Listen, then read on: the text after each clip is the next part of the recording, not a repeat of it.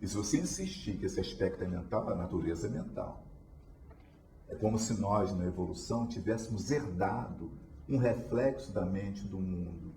E esse reflexo da mente do mundo está na nossa cabeça. Aí você faz matemática pura. Matemático puro, ele faz uma matemática, ele não sabe para que ela serve na hora que ele faz. É como se a realidade estivesse transbordando do cara. Aí depois um outro matemático aplicado diz, essa teoria de fulano serve para explicar aquilo ali, assim, assim, assim. Teoria de grupos em matemática, quando foi, entre aspas, descoberta, ela foi criada, não servia para nada.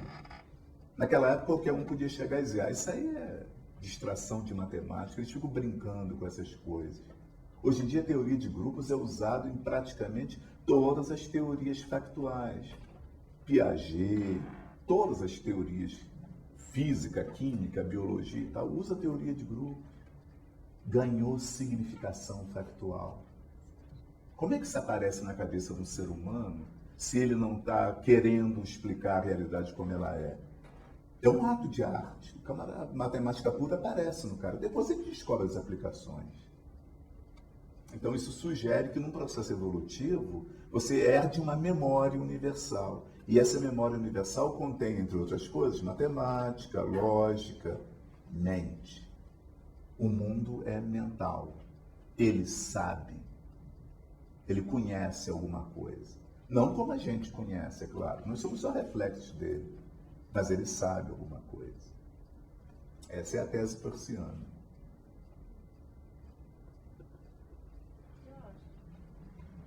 Como que você trabalha ontologia sem generalizar as coisas? Sem generalizar? Olha, se você não generalizar, você vai cair no que a gente chama de uma ontologia regional. Uma ciência normal é uma ontologia regional. Agora, se você for fazer ontologia mesmo, você tem que generalizar.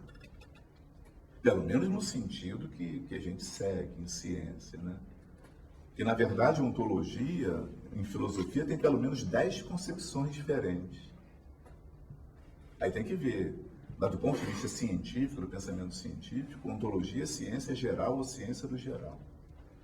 A ontologia é aquela parte da filosofia que cuida de todos os pressupostos gerais que você aceita para poder conhecer a realidade. Esses pressupostos nunca são ensinados a nós. Eles são aprendidos quando a gente nasce desde pequenininho, a gente vai maturando, a gente absorve isso automaticamente do mundo e dos outros. Mas ninguém ensina isso na escola para a gente. Quais são os temas ontológicos? Espaço, tempo, matéria, mudança, possibilidade, transformação, evolução, causalidade. Todos esses temas são temas ontológicos. Quando você vai para a escola, ninguém ensina para você teorias do tempo. Nem em física a gente estuda isso. Teorias do espaço. A física ela começa a progredir a partir do estudo das relações entre espaço, tempo e matéria. Mas pegar esses objetos individuais e estudar, só a filosofia, só a ontologia é que consegue fazer. Os filósofos do tempo, os filósofos do espaço. Mas isso é um conhecimento, é um lastro geral de conhecimento. É muito tácito isso. Você sabe o que é o tempo, no sentido de sentir, mas não sabe dizer para os outros o que é o tempo. Você sabe que você está imerso no espaço, mas não consegue dizer o que é o espaço. É extremamente fundamental. Então, a ontologia ela é sempre geral, pelo menos na concepção que eu estou usando. Agora, é claro que se você pegar um objeto qualquer, imerso no espaço, no tempo, feito de matéria e tal, e limitar as propriedades desse objeto a propriedades físicas, você pega a grande ontologia, reduz uma ontologia específica chamada física e faz uma ontologia regional. Se você pegar o mesmo objeto e considerar somente as propriedades biológicas, por exemplo, você vai fazer uma ontologia regional chamada biologia. E assim por diante. Agora, o importante que a gente não deve esquecer é que estamos falando do mesmo objeto. E essa é a tese a favor da complexidade da realidade. Um mesmo objeto pode ser facetado segundo várias perspectivas que são as ontologias regionais. Mas a união das perspectivas vai dar a ontologia geral, o fato da coisa ser em si mesma, dela ser no mundo, dela existir, que é o problema capital da filosofia.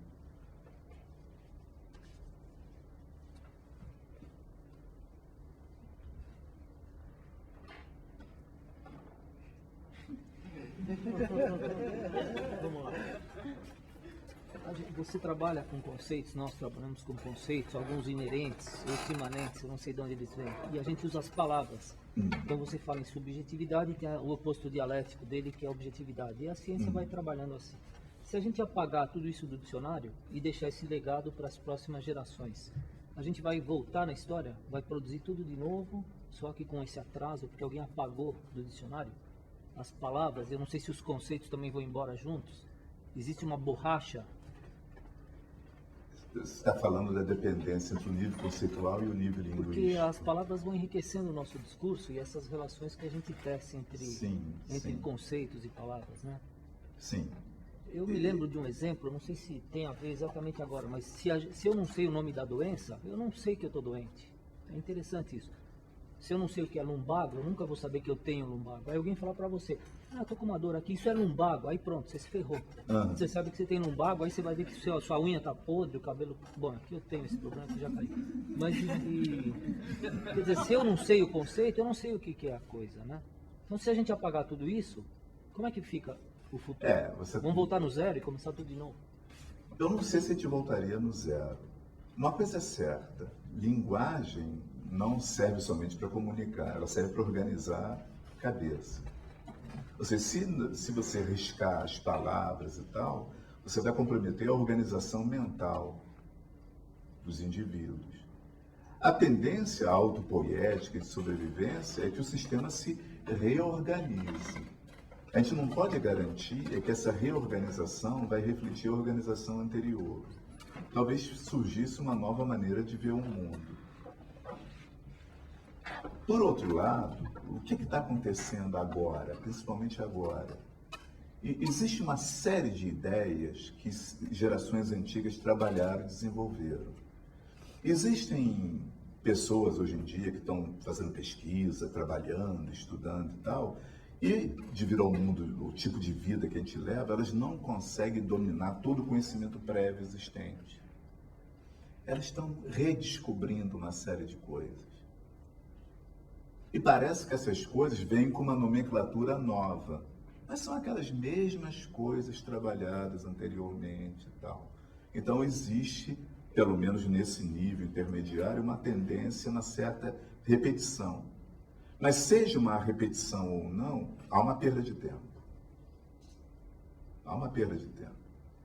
No caso da arte, aí é cruel, porque se você não tem uma crítica esperta e atenta, a gente vai ficar repetindo modelos da cópia, mas que tem sentido para cada geração que não viu. Em filosofia isso também acontece. Eu me lembro de um exemplo que um amigo meu falou que, por exemplo, existe uma diferença muito grande entre o nível cultural europeu e o nível cultural norte-americano. E esse rapaz trabalha com ciências cognitivas. E ele estava num congresso, numa mesa redonda nos Estados Unidos. E numa discussão lá, um americano falou alguma coisa, aí um europeu disse assim, mas isso Leibniz já disse.